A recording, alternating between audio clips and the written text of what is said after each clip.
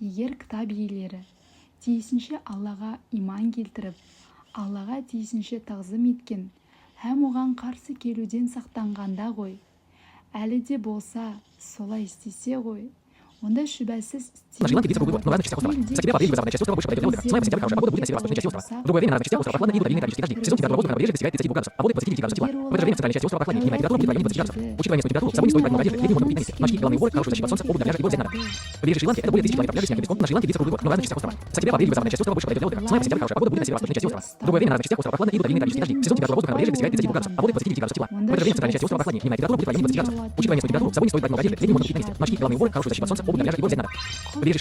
километров пляжа с мягким песком. На Шри-Ланке ветер был но разных частях острова. С октября по апрель западная часть острова больше половины льда. С мая по сентябрь хорошая погода будет на северо-восточной части острова. В другое время на разных частях острова прохладно и удаление количества дождей. В сезон температура воздуха на побережье достигает 32 градусов, а воды 29 градусов тепла. В это же время в центральной части острова прохладнее, дневная температура будет в районе 20 градусов. Учитывая низкую температуру, с собой не стоит брать много одежды, летним можно купить на месте. Морские головные уборы, хорошую защиту от солнца, обувь для пляжа и вот взять надо.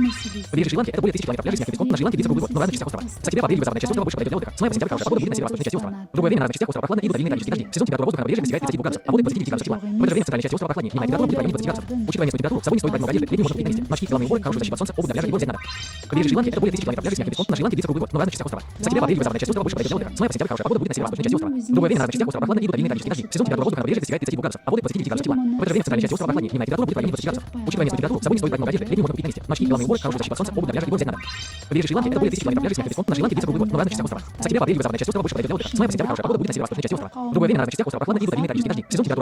32 градусов, а воды 29 градусов тепла. В это же время в центральной части острова прохладнее, дневная температура будет в районе 20 градусов. Учитывая низкую температуру, с собой не стоит брать много одежды, летним можно купить на месте. Морские головные уборы, хорошую защиту от солнца, обувь для пляжа и вот взять надо.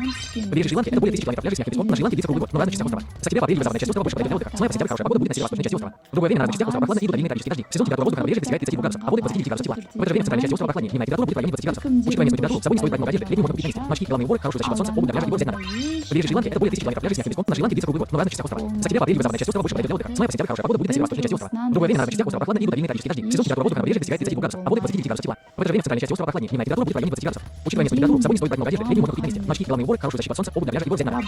Побережье Шри-Ланки это более 1000 километров пляжа с мягким песком. На Шри-Ланке ветер был но разных частях острова. С октября по апрель западная часть острова больше половины льда. С мая по сентябрь хорошая погода будет на северо-восточной части острова. В другое время на разных частях острова прохладно и удаление количества дождей. В сезон температура воздуха на побережье достигает 32 градусов, а воды 29 градусов тепла. В это же время в центральной части острова прохладнее, дневная температура будет в районе 20 градусов. Учитывая низкую температуру, с собой не стоит брать много одежды, летним можно купить на месте. Морские головные уборы, хорошую защиту от солнца, обувь для пляжа и вот взять надо. Побережье Шри-Ланки это более 1000 километров пляжа с мягким песком. На Шри-Ланке ветер был но разных частях острова. С октября по апрель западная часть острова больше половины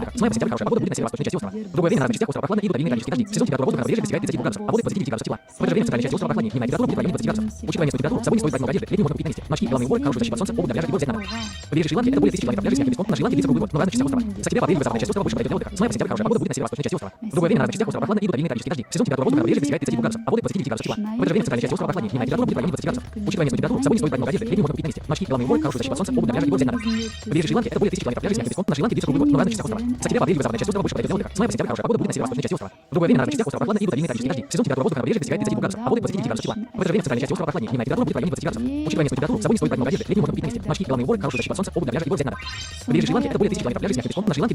частях острова. С октября по апрель западная часть острова больше половины льда. С мая по сентябрь хорошая погода будет на северо-восточной части острова. В другое время на разных частях острова прохладно и удаление количества дождей. В сезон температура воздуха на побережье достигает 32 градусов, а воды 29 градусов тепла. В это же время в центральной части острова прохладнее, дневная температура будет в районе 20 градусов. Учитывая низкую температуру, с собой не стоит брать много одежды, летним можно купить на месте. Морские головные уборы, хорошую защиту от солнца, обувь для пляжа и вот взять надо. Побережье Шри-Ланки это более 1000 километров пляжа с мягким песком. На Шри-Ланке ветер был но разных частях острова. С октября по апрель западная часть острова больше половины льда. С мая по сентябрь хорошая погода будет на северо-восточной части острова. В другое время на разных частях острова прохладно и удаление количества дождей. В сезон температура воздуха на побережье достигает 32 градусов, а воды 29 градусов тепла. В это же время в центральной части острова прохладнее, дневная температура будет в районе 20 градусов. Учитывая низкую температуру, с собой не стоит брать много одежды, летним можно купить на месте. Морские головные уборы, хорошую защиту от солнца, обувь для пляжа и вот взять надо. Побережье Шри-Ланки это более 1000 километров пляжа с мягким песком. На Шри-Ланке ветер был но разных частях острова. С октября по апрель западная часть острова больше половины льда. С мая по сентябрь хорошая погода будет на северо-восточной части острова. В другое время на разных частях острова прохладно и удаление количества дождей. В сезон температура воздуха на побережье достигает 32 градусов, а воды 29 градусов тепла. В это же время в центральной части острова прохладнее, дневная температура будет в районе 20 градусов. Учитывая низкую температуру, с собой не стоит брать много одежды, летним можно купить на месте. Морские головные уборы, хорошую защиту от солнца, обувь для пляжа и вот взять надо. Побережье Шри-Ланки это более 1000 километров пляжа с мягким песком. На Шри-Ланке ветер был но разных частях острова. С октября по апрель западная часть острова больше половины льда. С мая по сентябрь хорошая погода будет на северо-восточной части острова. В другое время на разных частях острова прохладно и удаление количества дождей. В сезон температура воздуха на побережье достигает 32 градусов, а воды 29 градусов тепла. В это же время в центральной части острова прохладнее, дневная температура будет в районе 20 градусов. Учитывая низкую температуру, с собой не стоит брать много одежды, летним можно купить на месте. Морские головные уборы, хорошую защиту от солнца, обувь для пляжа и вот взять надо. Побережье Шри-Ланки это более 1000 километров пляжа с мягким песком. На Шри-Ланке ветер был но разных частях острова. С октября по апрель западная часть острова больше половины льда. С мая по сентябрь хорошая погода будет на северо-восточной части острова. В другое время на разных частях острова прохладно и удаление количества дождей. В сезон температура воздуха на побережье достигает 32 градусов, а воды 29 градусов тепла. В это же время в центральной части острова прохладнее, дневная температура будет в районе 20 градусов. Учитывая низкую температуру, с собой не стоит брать много одежды, летним можно купить на месте. Морские головные уборы, хорошую защиту от солнца, обувь для пляжа и вот взять надо. Побережье Шри-Ланки это более 1000 километров пляжа с мягким песком. На Шри-Ланке ветер был но разных частях острова. С октября по апрель западная часть острова больше половины льда. С мая по сентябрь хорошая погода будет на северо-восточной части острова. В другое время на разных частях острова прохладно и удаление количества дождей. В сезон температура воздуха на побережье достигает 32 градусов, а воды 29 градусов тепла. В это же время в центральной части острова прохладнее, дневная температура будет в районе 20 градусов. Учитывая низкую температуру, с собой не стоит брать много одежды, летним можно купить на месте. Морские головные уборы, хорошую защиту от солнца, обувь для пляжа и вот взять надо. Побережье Шри-Ланки это более 1000 километров пляжа с мягким песком. На Шри-Ланке ветер был но разных частях острова. С октября по апрель западная часть острова больше половины льда. С мая по сентябрь хорошая погода будет на северо-восточной части острова. В другое время на разных частях острова прохладно и удаление количества дождей. В сезон температура воздуха на побережье достигает 32 градусов, а воды 29 градусов тепла. В это же время в центральной части острова прохладнее, дневная температура будет в районе 20 градусов. Учитывая низкую температуру, с собой не стоит брать много одежды, летним можно купить на месте. Морские головные уборы, хорошую защиту от солнца, обувь для пляжа и вот взять надо. Побережье Шри-Ланки это более 1000 километров пляжа с мягким песком. На Шри-Ланке ветер был но разных частях острова. С октября по апрель западная часть острова больше половины льда. С мая по сентябрь хорошая погода будет на северо-восточной части острова. В другое время на разных частях острова прохладно и удаление количества дождей. В сезон температура воздуха на побережье достигает 32 градусов, а воды 29 градусов тепла. В это же время в центральной части острова прохладнее, дневная температура будет в районе 20 градусов. Учитывая низкую температуру, с собой не стоит брать много одежды, летним можно купить на месте. Морские головные уборы, хорошую защиту от солнца, обувь для пляжа и вот взять надо. Побережье Шри-Ланки это более 1000 километров пляжа с мягким песком. На Шри-Ланке ветер был но разных частях острова. С октября по апрель западная часть острова больше половины льда. С мая по сентябрь хорошая погода будет на северо-восточной части острова. В другое время на разных частях острова прохладно и удаление количества дождей. В сезон температура воздуха на побережье достигает 32 градусов, а воды 29 градусов тепла. В это же время в центральной части острова прохладнее, дневная температура будет в районе 20 градусов. Учитывая низкую температуру, с собой не стоит брать много одежды, летним можно купить на месте. Морские головные уборы, хорошую защиту от солнца, обувь для пляжа и вот взять надо. Побережье Шри-Ланки это более 1000 километров пляжа с мягким песком. На Шри-Ланке ветер был но разных частях острова. С октября по апрель западная часть острова больше половины льда. С мая по сентябрь хорошая погода будет на северо-восточной части острова. В другое время на разных частях острова прохладно и удаление количества дождей. В сезон температура воздуха на побережье достигает 32 градусов, а воды 29 градусов тепла. В это же время в центральной части острова прохладнее, дневная температура будет в районе 20 градусов. Учитывая низкую температуру, с собой не стоит брать много одежды, летним можно купить на месте. Морские головные уборы, хорошую защиту от солнца, обувь для пляжа и вот взять надо. Побережье Шри-Ланки это более 1000 километров пляжа с мягким песком. На Шри-Ланке ветер был но разных частях острова. С октября по апрель западная часть острова больше половины льда. С мая по сентябрь хорошая погода будет на северо-восточной части острова. острова. Другое время на разных частях острова прохладно и будут равнинные тропические дожди. Сезон температура воздуха на побережье достигает 35 градусов, а воды 29 градусов тепла. В это же время в центральной части острова прохладнее. Дневная температура будет в районе 20 градусов. Учитывая низкую температуру, с собой не стоит брать много одежды, летней можно купить на месте. Морские головные уборы, хорошую защиту от солнца, обувь для пляжа и вот взять надо. Побережье Шри-Ланки — это более 1000 километров пляжей с мягким песком, на Шри-Ланке длится круглый год, но в разных частях острова. С октября по апрель юго-западная часть острова больше подойдет для отдыха. С мая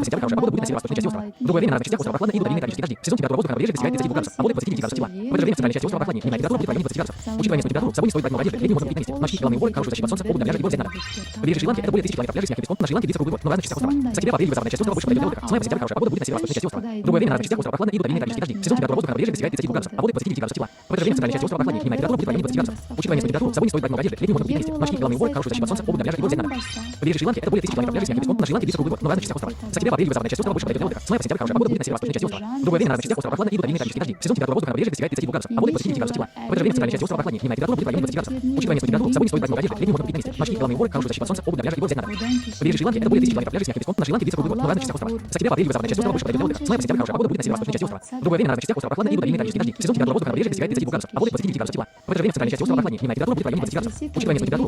одежды, летней можно купить на месте. Морские головные уборы, хорошую защиту от солнца, обувь для пляжа и вот взять надо.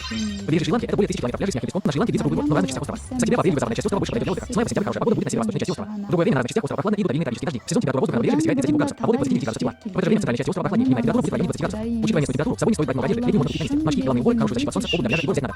Побережье Шри-Ланки — это более 1000 километров пляжей с мягким песком, на Шри-Ланке длится круглый год, но в разных частях острова. С октября по апрель юго-западная часть острова больше подойдет для отдыха. С мая по сентябрь хорошая погода будет на северо-восточной части острова. Другое время на разных частях острова прохладно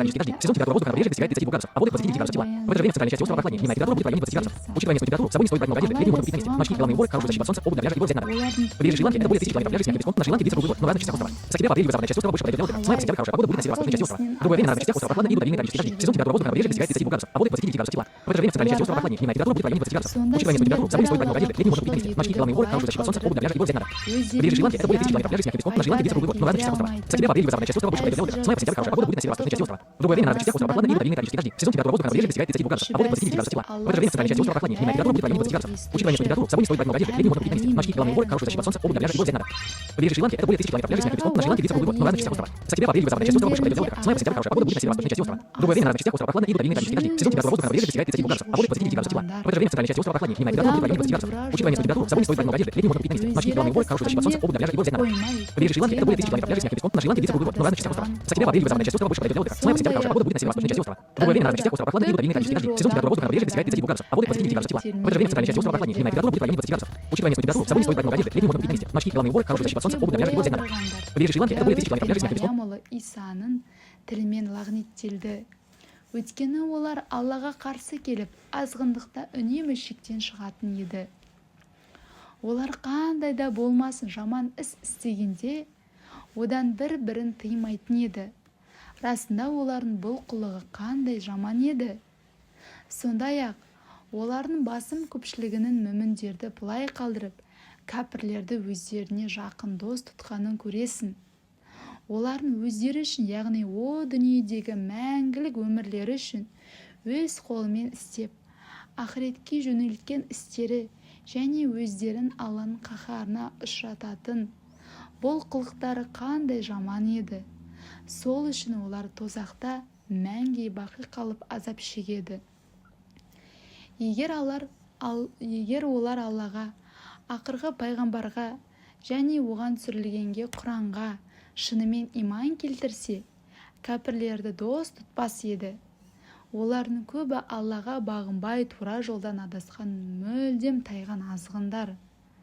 Уа Мұхаммед, иман келтіргендерге адамдар арасынан қас дұшпан болғандарын, яһудилер мен Аллаға серік қосатын мүшриктер екенін анық көресің.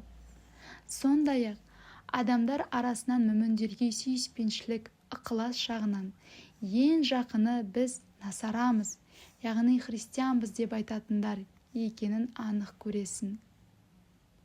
Өйткені олардың арасында ілім мен құлшылыққа жан тәнмен берілген дінбасылар мен дүниені тәрк еткен шіркеулерде күндіз түні құлшылық ететін құдайшыл жандар бар.